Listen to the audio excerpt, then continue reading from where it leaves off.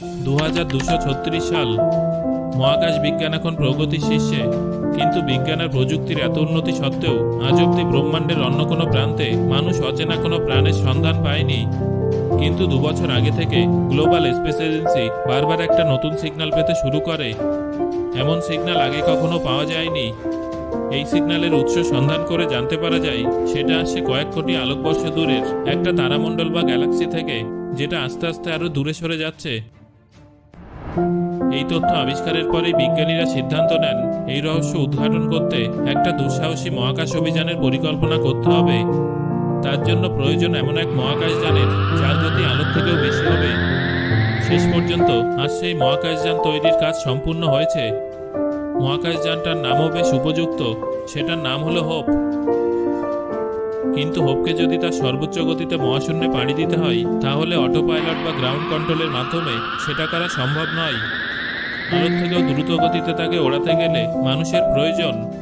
তাই 4 জন বাছাই করা অভিজ্ঞ মহাকাশচারী ইতিহাসের সবথেকে গুরুত্বপূর্ণ মহাকাশ অভিযানটাকে সফল করার জন্য তৈরি হয়েছেন। অবশেষে যাত্রার শুভক্ষণ আসন্ন। পৃথিবীর মাটি ছেড়ে হোপ মহাকাশযান তার রকেট ক্যারিয়ারের পিঠে চেপে মহাশূন্যের দিকে রওনা দিল। ঘন নীল আকাশে পুরু ধোয়ার দাগ কেটে আরো ওপরে উঠে যাচ্ছে হোপ। এবার আমাদের মহাকাশযান বায়ুমণ্ডলের সীমানা পেরিয়ে যাচ্ছে। তৈরি হচ্ছে তার প্রথম অগ্নি পরীক্ষার সম্মুখীন হতে। তাকে এমন অসংখ্য অগ্নি পরীক্ষার মুখোমুখি হতে হবে তার অসীম যাত্রাপথে।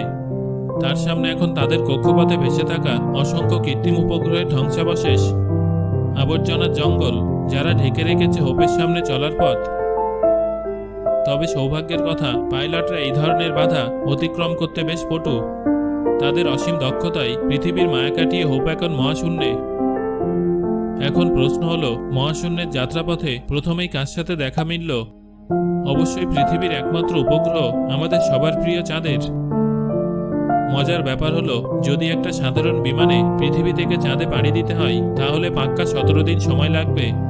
আর লাগবে প্রচুর বাতাস, যার মধ্যে দিয়ে ওই সাধারণ বিমানের পক্ষে সাঁতার কাটা সম্ভব হবে। কিন্তু আমাদের হোপ মহাকাশযানের পক্ষে এগুলো কিছুই নয়। হোপ অনেক বেশি উন্নত আর দ্রুতগামী। চাঁদকে বিদায় জানিয়ে পাইলটরা গতি বাড়ালো। অল্প সময়ের মধ্যেই দেখা দিল মঙ্গল, আমাদের সৌরজগতের চতুর্থ গ্রহ। এই মঙ্গলে আছে সৌরজগতের উচ্চতম পর্বত অলিম্পাস মন্স। এই পর্বত এতটাই বিশাল যে একে মহাকাশ থেকেও স্পষ্ট দেখা যায়। এবার মঙ্গলের মায়া কাটিয়ে হোপের সামনে দ্বিতীয় অগ্নি পরীক্ষা, সেটা হলো অ্যাস্ট্রয়েড বেল্ট। এ হলো ছোট বড় অসংখ্য গ্রহাণুর বিশাল বিচরণ ক্ষেত্র, ভীষণ বিপদসংকুল জোন। খানিক পরেই দেখা মিলল সেরিসের, পৃথিবীর সবথেকে কাছের বৃহত্তম গ্রহাণু। এই গ্রহাণুর ব্যাস 600 মাইলেরও বেশি। আয়তনে আমাদের গ্র্যান্ড ক্যানিয়নের দ্বিগুণেরও বেশি। পরের স্টেশন হলো বৃহস্পতি, আমাদের সৌরজগতের বৃহত্তম গ্রহ। এটা একটা গ্যাস জায়ান্ট। 89,000 মাইল ব্যাসযুক্ত এই গ্রহ পৃথিবীর থেকে 11 গুণ বড়। কিন্তু বৃহস্পতির গায়ে ওটা কি? ওটা একটা বিশালাকার ঘূর্ণিঝড়, যা কয়েক শতাব্দী ধরে হয়ে চলেছে। এটাই বৃহস্পতির সেই বিখ্যাত রেড স্পট, যেটা একাই পৃথিবীর আয়তনের দ্বিগুণ। বৃহস্পতির শক্তিশালী আকর্ষণকে পাশ কাটিয়ে হোপ এবার পৌঁছে গেল শনির সেই বিখ্যাত বলয়ের কাছে। এই বলয়ের উপাদান হলো বরফ আর পাথর। আমাদের পৃথিবী থেকে চাঁদের যা দূরত্ব, শনির বলয়ের বিস্তৃতিও ততখানি।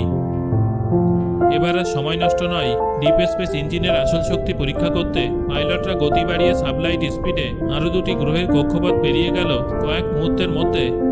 এবার দেখা প্লুটোর সাথে পৃথিবী থেকে এই বামন গ্রহ এতটাই দূরে যে শক্তিশালী টেলিস্কোপ ছাড়া একে প্রায় দেখাই যায় না। হোপ এবার প্রায় আলোর গতিতে ছুটছে, কিন্তু সামনেই কুইপার বেল্ট। এটাও একটা বিশাল গ্রহাণু ক্ষেত্র, আমাদের সৌরজগতের সীমানা। পাথর আর বরফখণ্ড দিয়ে ভর্তি এই অঞ্চলও কম কিছু বিপদসংকুল নয়। তার মানে হোপ আমাদের সৌরজগতের প্রায় শেষ প্রান্তে পৌঁছে গেছে।